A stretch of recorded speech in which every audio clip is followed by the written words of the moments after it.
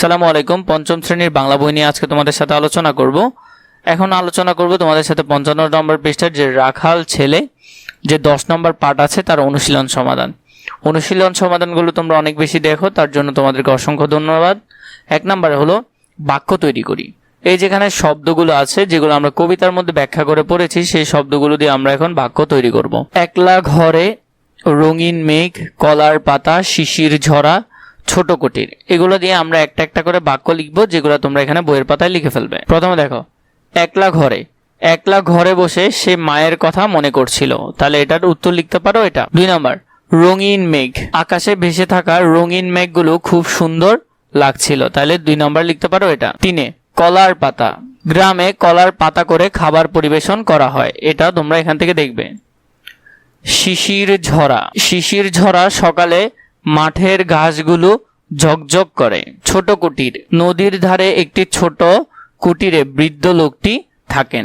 তো এইভাবে করে তোমরা এখান থেকে সুন্দর করে এগুলা নিয়ে ফেলতে পারবে এখান থেকে উত্তরগুলো। পরে আমাদেরকে বলেছে 2 নম্বরে মিল শব্দ লিখি। চাও দিয়ে মিল শব্দ লিখবো, ডাকছে দিয়ে লিখবো, জেগে দিয়ে লিখবো, হাসে দিয়ে লিখবো, জড়িয়ে দিয়ে লিখবো। তাহলে যদি চাও দিয়ে একটা লিখি, চাও দিয়ে আমরা লিখতে পারি চাও, চাওয়া বা ইচ্ছা করা, মিল শব্দ লিখলাম 2টা, চাওয়া বা ইচ্ছা করা। পরবর্তীতে হলো ডাকছে, ডাকছে দিয়ে লিখতে পারো আহ্বান করছে অথবা ডেকে নিচ্ছে। পরে 3 নম্বর শব্দ হলো জেগে, জাগ্রত বা জেগে ওঠা।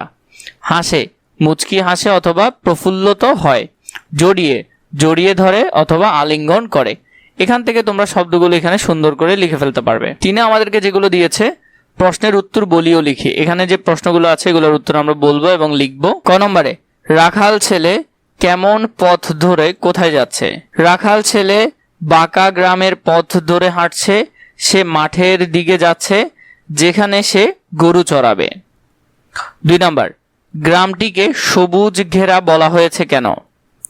গ্রামটির চারদিকে আছে অনেক গাছপালা, ক্ষেত খামার ও সবুজ প্রকৃতি রয়েছে, এই জন্য গ্রামটিকে সবুজ ঘেরা বলা হয়েছে। 3, রাখাল ছেলে কেন মায়ের কাছে যেতে চায়?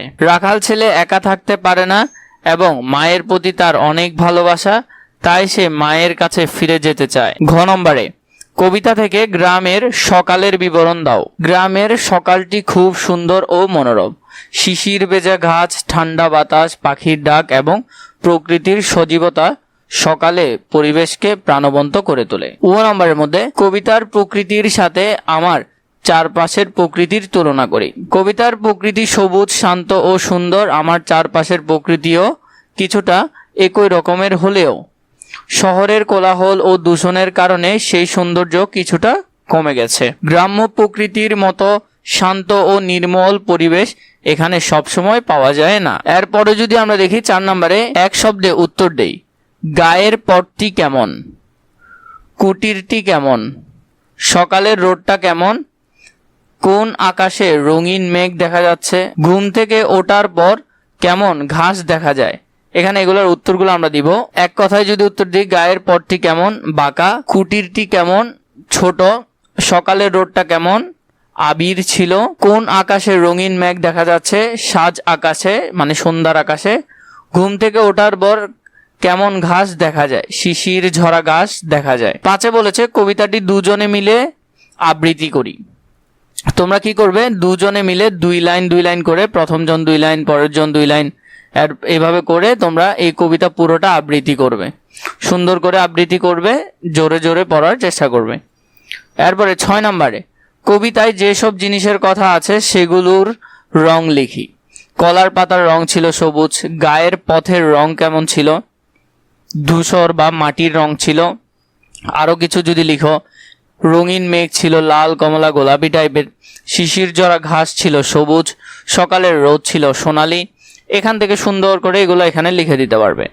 আশা করি তোমরা বুঝেছো কিভাবে সমাধান করবে। এভাবে যদি অন্যান্য পার্টের সমাধান প্রয়োজন হয় নিশ্চয়ই আমাকে কমেন্ট করে জানাবে।